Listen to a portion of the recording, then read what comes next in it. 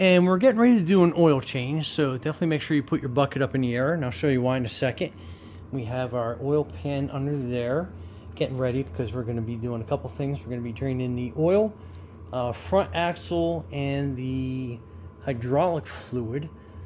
May not get to all of it in this video, but just kind of show you.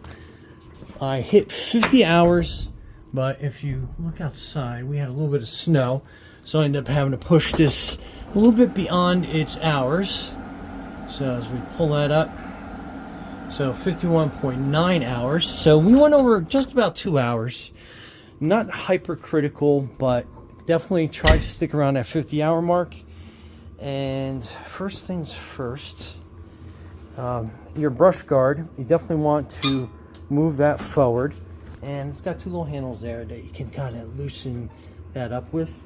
Next, you have your hood release, and you want to pop that, and then you are going to raise your hood up.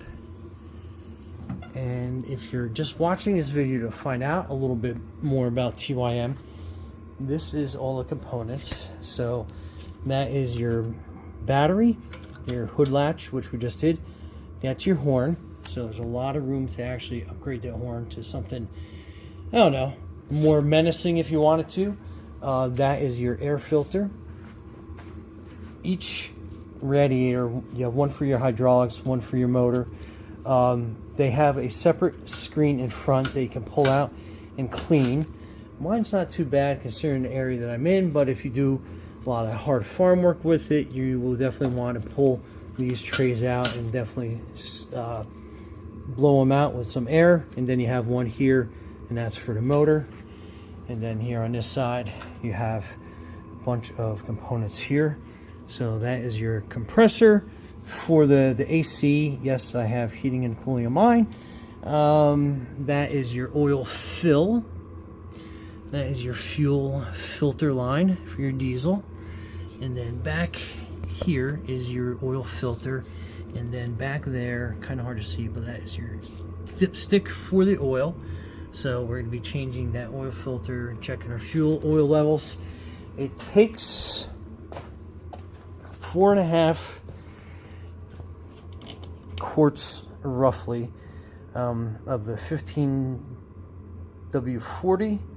I'm putting that in Shell Rotella, and then obviously that is the TYM genuine oil filter.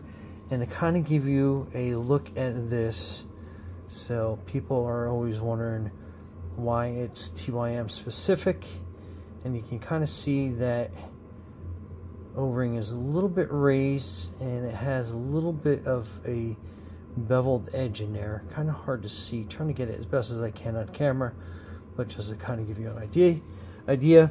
When I take the old one off, I am going to measure the threads on here and give you an idea of what that actually is for some alternative oil filter choices. But again, genuine is always a way to go. And then on this side of the TYM engine is your alternator. So it's a little one because there's not a lot of electrical components on this that are electrical, which makes this obviously a great tractor compared to some of the bigger brothers that have all sorts of gadgets and gizmos. And that is your antifreeze coolant level. So it is at the minimum. I've never looked at this while it is warm, so I'm wondering how close to the max that is, but we'll get there eventually. That is your radiator, and then your cap on that.